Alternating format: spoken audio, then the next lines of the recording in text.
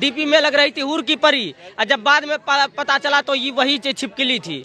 और कम से कम शकल देख करके भी आदमी पैसा मांगा करता है। 70% जो पुरुष सुसाइड कर रहे हैं वो महिला से प्रताड़ित किए हुए पुरुष हैं। ये सिर्फ एक महिला का मामला नहीं है, ऐसी बहुत महिलाएं हैं जो बहुत टॉर्चर करती है पुरुषों को। इसीलिए मैं कह रही हूँ कि पुरुष आयोग भी बनना चाहिए। महिला आयोग है तो पुरुष आयोग भी बनना चाहिए। और मैं तो ये चाहूँगी कि अगर कभी पुरुष आयोग बनता है तो उसमें मुझे काम करने का मौका दिया जाए, क्योंकि मैं तो ऐसी महिलाओं को ठीक करना भी बहुत अच्छे से जानती हूँ जी।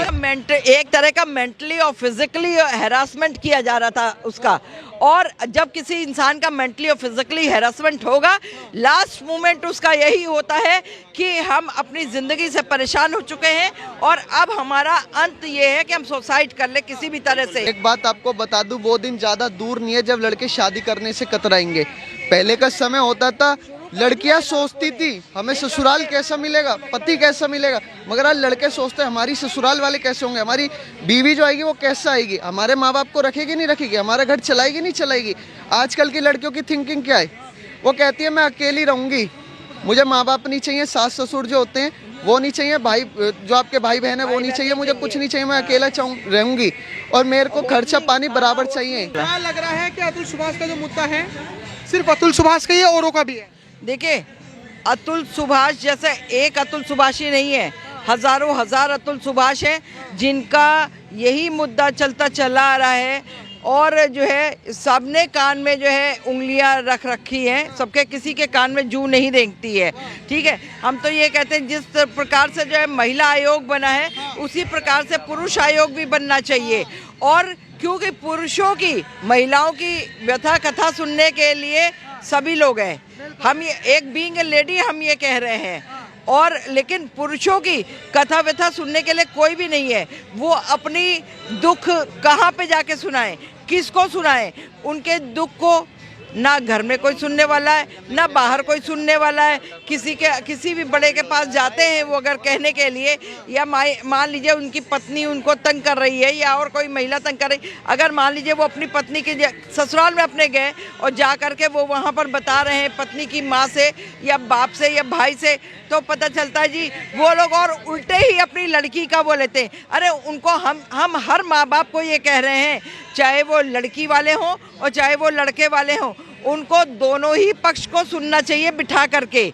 गलती किसकी है उस पर तब आप आगे ऑब्जेक्शन करें, आपको समझाना बुझाना समझाए बुझाए जो है वो करें। लेकिन यहाँ पर तो जो है उल्टा जज कह रही है कि साहब इतने दे दो, इतने करोड़ दे दो, तो फिर जो है 5 लाख रुपए तो मांगे थे बस। मतलब ये सुसाइड नोट कह रहा है, हम नहीं कह रहे। जो उसमें जो 80 मिनट की वीडियो है उसमें अतुल सुभाष ने एलिगेशन लगाया है कि जज ने 5 लाख रुपए मांगे। अरे हम कह रहे हैं जज ने 5 लाख क्यों मांगे थे? जज को तनख्वाह नहीं मिलती है क्या? है जज एक सरकारी महकमे पे इतने ऊंचे ओहदे पे बैठा होता है, लोग जज को जो है सैल्यूट करते, लोग भगवान के बाद दूसरा दर्जा जज को देते हैं, ठीक है जी, और डॉक्टर्स को देते हैं। अगर यही जज और डॉक्टर्स इस तरह से वो हो जाए, बदल जाए, तो आप समझिए कि किसी पे भी आदमी भरोसा नहीं कर सकता है।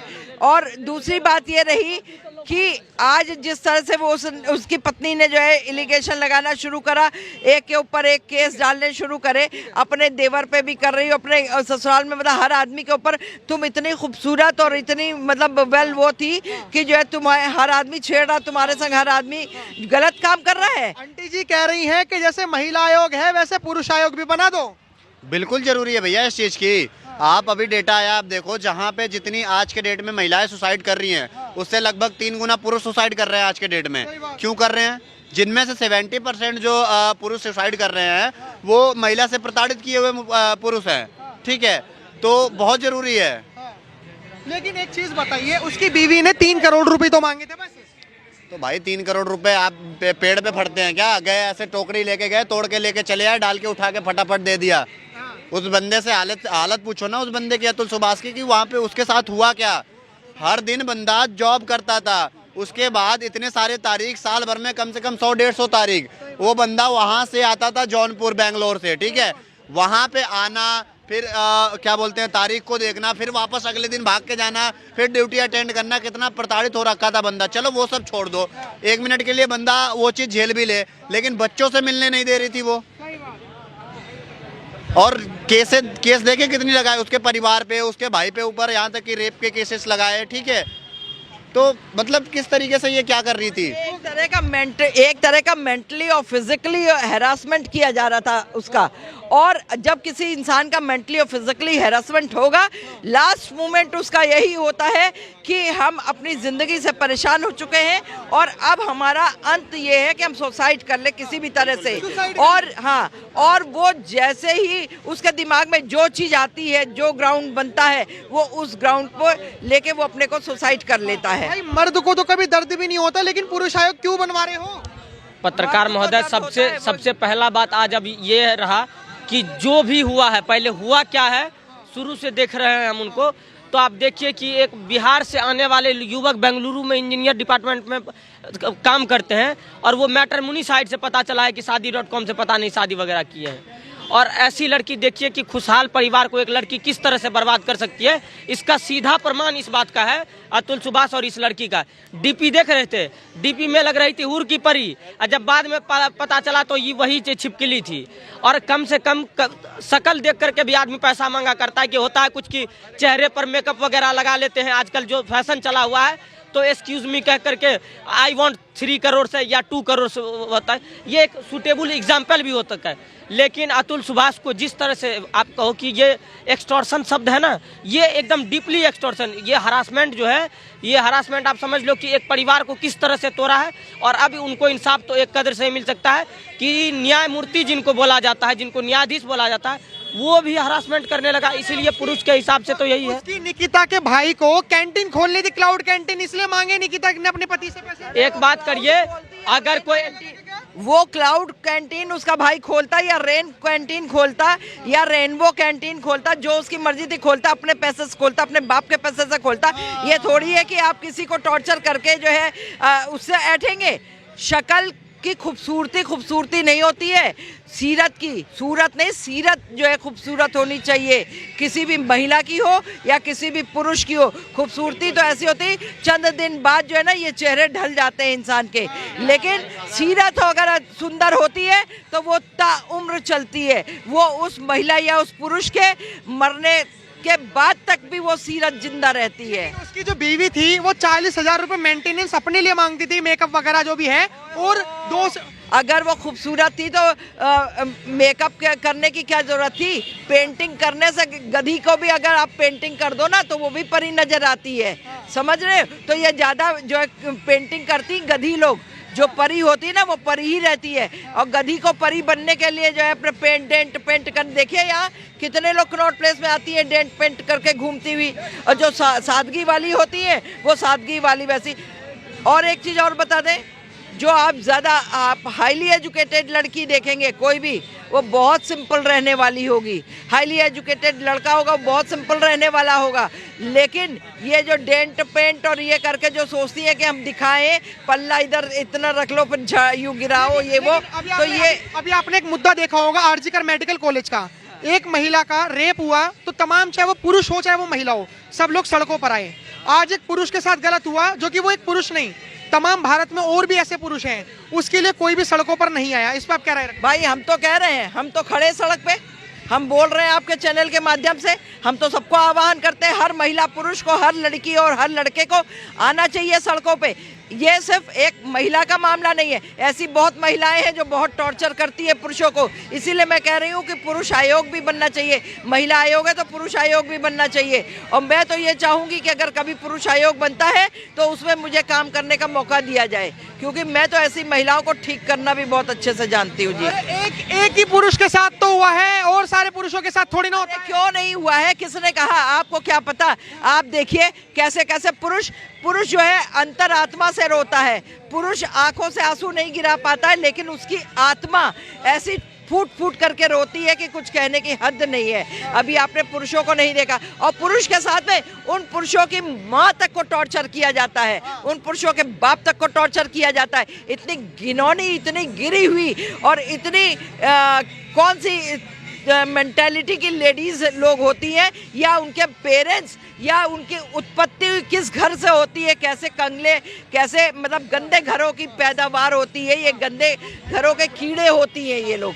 जो लोग लगता है कि जिस तरीके से 498 सेक्शन ए जो निकिता ने अपने पति पर लगाया, जिसकी मृत्यु हो गई है, वो ये केस था कि दहेज का केस। उसमें क्या होता है, पति के साथ साथ सास ससुराल वाले को भी लपेटा जाता है, भाई को भी लपेटा जाता है, तमाम अगर वो किसी पे भी उंगली उठा दे, चाहे वो अपने पड़ोसी पे उंगली उठा दे, उसे भी गिरफ्तार कर लिया जाता है। और पुलिस वाले मर्द की तरफ से जो विपक्ष है उसकी तरफ से सुनवाई नहीं करते। आपको लगता है इस धारा का गलत उपयोग हो? अभी आपको मैंने आपके ही चैनल पे अभी क्या बोला था कि पुरुष की कहीं से कोई सुनवाई नहीं होती है, इसीलिए पुरुष आयोग होना चाहिए। रही बात ये कि अब दहेज का तो जो मर्जी आता है उठा, जो कोई 20 साल बाद भी दहेज का आरोप लगा रहा है, कोई तुरंत का तुरंत दहेज का आरोप लगा। अरे ये क्या तुम लोग नॉनसेंस पन करती हो कि हर मिनट में उठे दहेज का आरोप। दहेज ना हो गया ऐसा, अगर मैट्रिमोनियल साइट से उसने शादी करी थी तो उसे बिना दहेज के करी होगी, बिना उसके डिमांड के करी होगी, ठीक है। हम तो कहते हैं कि कानून को चाहिए और खास तौर से जज बदल देनी चाहिए। जो जज इस तरह से मांग रही है ना, इतना लाओ तो तुम्हारा फैसला करा देते, ऐसी जज को भी जो है सजा होनी चाहिए, और जो है इसको, इस महिला को भी सजा होनी चाहिए, समझे जी। जज को होनी चाहिए, बिल्कुल होनी चाहिए। सिस्टम ने थोड़ी ना, सिस्टम क्यों नहीं, सिस्टम है। सिस्टम क्या आपके लिए, हमारे लिए, इनके लिए, इनके लिए, और जज और बाकी लोगों के लिए सिस्टम नहीं है। अरे ऐसे लोगों के लिए तो सिस्टम बहुत बनना चाहिए। कानून हर एक के लिए बराबर है, होना चाहिए। ये भारत है, भारत सऊदीया में नहीं, कानून सबके लिए एक बराबर का होता है। ऐसे ही यहाँ भी यही होना चाहिए, कानून एक देश एक कानून होना चाहिए। अगर एक को उसी सब्जेक्ट पे फांसी की सजा हुई है तो दूसरे को भी उसी सब्जेक्ट पे फांसी की सजा होनी चाहिए। अरे सुनिए, दूसरे को जो है भड़का करके आत्महत्या करने के लिए मजबूर कर दिया, वो कौन लोग थे आपको नहीं पता है? वो ऐसी जज थी और ऐसी ही वो उसकी जो है क्लाइंट थी, जिसकी वजह से उसने जो है उसको मजबूर किया। अंत में वो उसने सोचा कि जहां जज के पास भी, मेरा कोर्ट में भी मेरा फैसला नहीं होगा, मेरा फैसला का अंत यही है कि हम सुसाइड कर लें, हमारे उस अदालत में फैसला होगा। आपको भी लगता है कि ये सुसाइड नहीं है, हत्या है? बिल्कुल सर। सर हम लड़के हैं ना, हमारे साथ ऐसे ही होता है सर।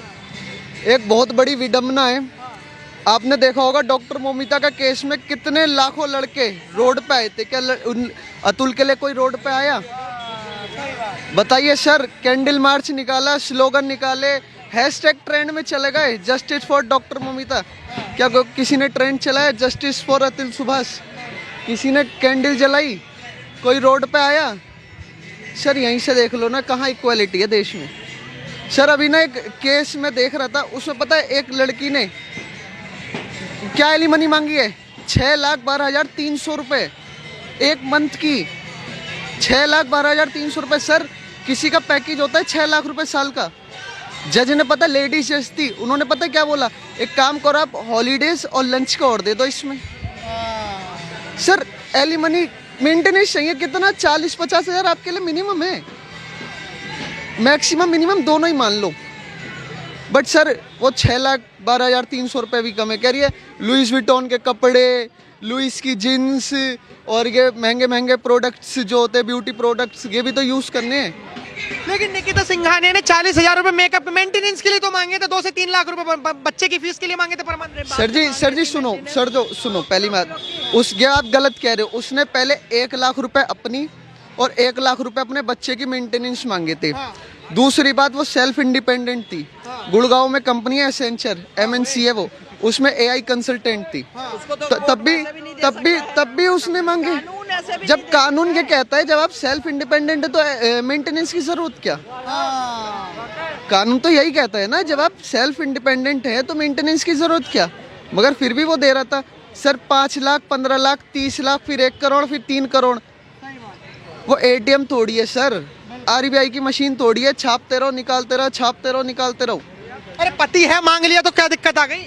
सर ये बताओ, दहेज मांग लिया तो कोई दिक्कत आ गई? दहेज मांग लिया तो दिक्कत आ गई? और आपको लगता है वो 10 लाख का दहेज मांगेगा?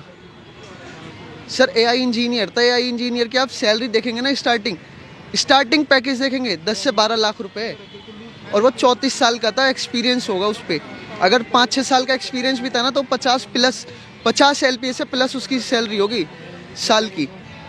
बस वो है ना झूठी बात, डालनी है, कितने केसेस तो उन्होंने वापसी ले लिए थे कोर्ट से, बट नहीं, झूठा केस डावरी का उन्होंने डाला था, जज उनके वकील ने कुछ कंसल्टेंट करा होगा उससे, कुछ चीजें वापसी भी ली है उन्होंने। एक के बाद एक केस 498A से बरी हुआ तो धारा 377 लगा दी। धारा 377 केस गलत बोल रहे हैं आप, गलत दो केस हैं। हाँ, एक के बाद एक केस जो लगाया गया उस 3 हाई कोर्ट में और 6 डिस्ट्रिक्ट कोर्ट में एक केस बंदे ने डाला था, उसकी भी उस पर कोई सुनवाई नहीं। सर 9 केस बहुत होते हैं एक बंदे पे, कितनी अपने ऊपर वो झेलेगा, एंजाइटी कितना स्ट्रेस ले लेगा। सर बाद में एक बात आप खुद ही इमेजिन करो, 24 पेज लिखना, सुसाइड 24 पेज लिखना, कितनी तसल्ली से लिखा होगा। फिर 81 मिनट की वीडियो बनाई उसने, उसकी अंतरात्मा सर क्या कह रही कितना रोया होगा, उसे पता है किसी ने उसका साथ नहीं दिया। एक बात बताओ, जिस बंदे ने ट्वीट करा, ट्वीट में आपने देखा किसे टैग करा था? एलन मस्क और डोनाल्ड ट्रंप को। ये भी एक बहुत बड़ी राजनीति है, उसे पता है इंडिया में मेरी कोई सुनने वाला नहीं है, इंडिया में कोई सुनने वाला नहीं है। वैसे तो सुनने वाला उसका डोनाल्ड ट्रंप और जो वो डोनाल्ड ट्रंप और एलन मस्क भी नहीं है, बट उसने टैग करा, वो देखे कहीं इस पे सोचे। उसने ये इसके पीछे भी उसकी रणनीति रहती, क्योंकि यूएस का जो लॉ है वो इंडिया के लॉ से बहुत अलग है। उसने सोचा अगर उधर उनको टैग करूंगा वो सुने, क्या पता कुछ आवाज उठाए मेरे लिए। तो लगता है भारत देश का सिस्टम ही कुछ इस तरीके से है कि पुरुषों के लिए तो कुछ है ही नहीं। सर कुछ भी नहीं है, हम लड़के हैं ना, ऐसी होता है, इक्वालिटी की बात होती है ना, तो गलत है। और सबसे बड़ी बात सर, पहले ये बताइए दहेज की मांग करता कौन है? दहेज की मांग पहले लड़की वाले करते, कभी लड़का वाला नहीं करता। मैं लड़का हूँ, कोई किसी का बाप मेरे को देखेगा ना तो वो पूछेगा भाई तेरा बैंक बैलेंस कितना है, तेरे पे कितना गाड़ियां हैं, तेरे पे कितनी जमीन है, तेरे आगे का फ्यूचर सेटल है नहीं है, तो दहेज किसने मांग लिया? अभी उसकी बीवी ने, जिसने सुसाइड करा अतुल सुभाष ने बेंगलोर में, उसकी बीवी ने एक झूठा आरोप ये लगाया अननेचुरल सेक्स का, जो कि अगर कोई सहमति ना हो तो ये झूठा केस लगा दिया। बच्चा कैसे हो गया फिर? बच्चा कैसे हो गया? बच्चे से तो मिलने नहीं दे रहे, सहमति से ही तो होता है सर बच्चा भी। नहीं, असहमति से थोड़ी हो जाएगा। अननेचुरल सेक्स है, अननेचुरल अगर सेक्स है, ठीक है जी, उसका आरोप लगाया है तो अभी बच्चे का भी डीएनए टेस्ट करा लो और अपने आप पता चल जाएगा। या तो फिर यही है कि इस लड़की का कनेक्शन कहीं और से है, ठीक है, और ये इसको छोड़ने के लिए इसने ये सारे प्लान रचे, 9-9, 10-10 केस लगा देना और उसके बाद में जो है फिर जो है इस तरह का एलिगेशन लगाना।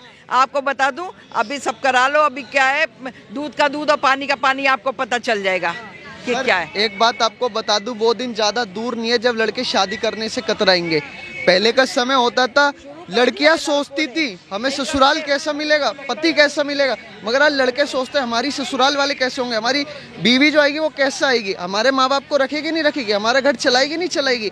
आजकल की लड़कियों की थिंकिंग क्या है?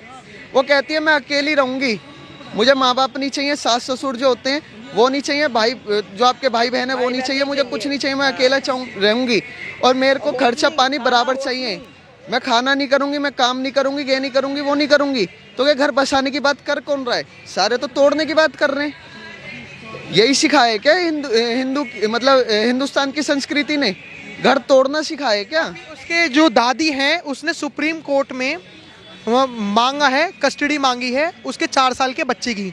निकिता ने वो भी देने से मना कर दिया, उसने कहा मेरा बच्चा है मैं कैसे दे दूं। नहीं ठीक है, वो तो चीज अलग की बात हो गई है, वो कोर्ट उसके ससुराल वाले कह रहे हैं, उसके ससुराल वाले कह रहे हैं कि वो पैसों की डिमांड कर रही है, अगर बच्चा चाहिए 4 साल का तो कुछ पैसे देने पड़ेंगे। क्यों पैसे देने पड़ेंगे? क्यों पैसे देने पड़ेंगे? 30 लाख रुपए मांगे थे उन्होंने बच्चे से मिलने के लिए, 30 लाख रुपए मांगे थे बच्चे से मिलने के लिए। ये तो देख लो